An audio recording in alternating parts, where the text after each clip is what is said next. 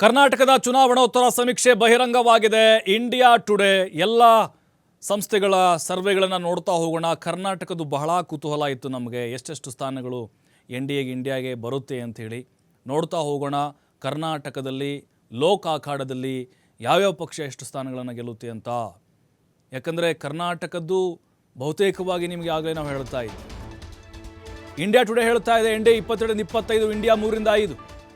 Times now NDA 23-26, India 3-7 ಸ್ಥಾನ. India TV NDA 19-25, India 4-8 ಸ್ಥಾನ. People insight NDA 20, India ಕೂಟ 8 ಸ್ಥಾನಗಳು. ಪೋಲ್ ಹಬ್ NDA 19-23, ಇಂಡಿಯಾ 5-7 ಸ್ಥಾನ. ಪಿಮಾರ್ಕ್ NDA 22, India ಕೂಟ 6 ಸ್ಥಾನಗಳಲ್ಲಿ ಗೆಲುವನ್ನು ದಾಖಲಿಸಿದೆ.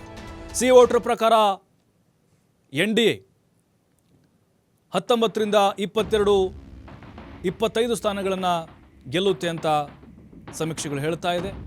ನೋಡಿ, ಕರ್ನಾಟಕದ 28 ಲೋಕಸಭಾ ಕ್ಷೇತ್ರಗಳ ಪೈಕಿ ಬಹುತೇಕ ಸಮೀಕ್ಷೆಗಳು ಹೇಳ್ತಿರೋದು 18-24-25 ಒಳಗಡೆ. ಪಿಮಾರ್ಕ್ ಹೇಳಿದ್ದು NDA 22, ಇಂಡಿಯಾ 6.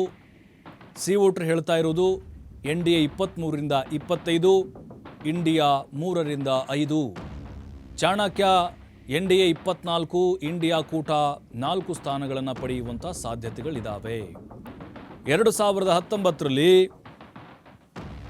13 ಸಂಸ್ಥೆಗಳು ಇನ್ಕ್ಲೂಡಿಂಗ್ ಮೀಡಿಯಾ, 13-14 ಸಂಸ್ಥೆಗಳು ಭವಿಷ್ಯವನ್ನು ನುಡಿದಿದ್ವು. ಈ ಎಕ್ಸಿಟ್ ಪೋಲ್ನ ಹೇಳಿದ್ವು.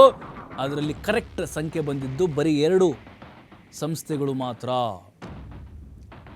ಈ ಒಂದು ಸಮೀಕ್ಷೆಯಲ್ಲಿ ಆ 2 ಸಂಸ್ಥೆಗಳನ್ನು ನೋಡಿದರೆ ಕರ್ನಾಟಕದಲ್ಲಿ NDAಗೆ 22-24 ಸ್ಥಾನಗಳು ಬರ್ಬೋದು ಅಂತ ಹೇಳಲಾಗ್ತಾ ಇದೆ.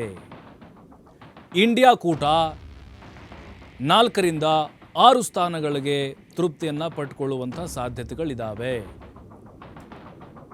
ನೋಡಿ, ಫೈನಲಿ ಕರ್ನಾಟಕದಲ್ಲಿ 20-22 ಸ್ಥಾನಗಳು NDAಗೆ ಬರುತ್ತೆ ಅಂತ ಓವರಾಲ್ ಟ್ಯಾಲಿ ಮಾಡಿದಾಗ ನಮ್ಗೆ ಗೊತ್ತಾಗ್ಬೋದು.